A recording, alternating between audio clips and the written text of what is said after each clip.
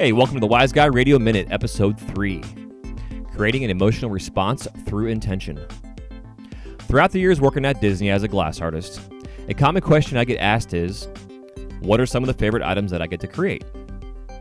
There's a few default answers I give, but the true answer to this question is anything that creates an emotional response. Whether it's a smile, laughter, tears, and even sometimes disappointment. While the last one isn't always the best, it can still be a positive response, and here is why. When you're creating works of art, you need to think about the person that is going to purchase what you're making. Even if you don't know who that person is in the end, every step of the process can be seen in the final product, whether you realize it or not. So here's a few questions I want you to ask yourself.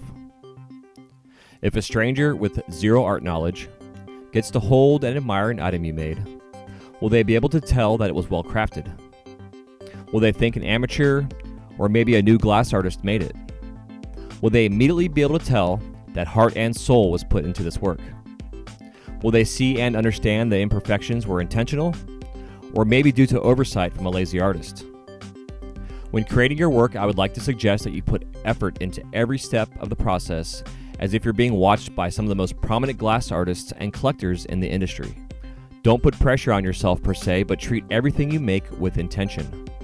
It doesn't matter if you're a newbie and have only been on the torch for a few months, or an OG like myself who's been behind the torch for close to 20 years. You must make every step of the process intentional. If you see a step was missed, ask yourself why you skipped that step. Why is your work looking the way it does? And here's a great example.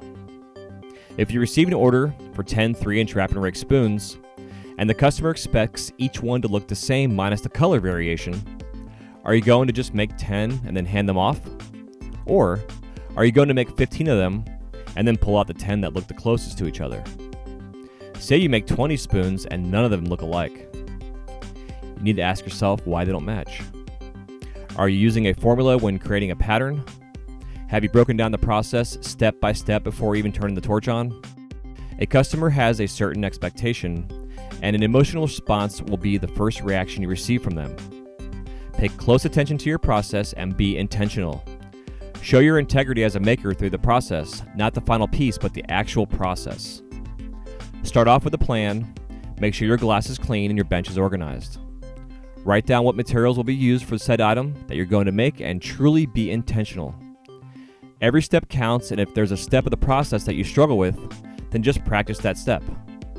Find a way to refine the process, and eventually, everything you make will speak intentionality, and in the end, create a positive, emotional response from your customer. Being intentional and paying attention to the details will change the way you perceive your work and many areas of your life. Be open to critiques, and don't allow your ego to get in the way. Next time you're about to turn your torch on, tell yourself you're going to be intentional throughout the creative process, and in the end, the emotional response you receive from the customer will reflect who you are as an artist. And this has been the WyzGuy Radio Minute.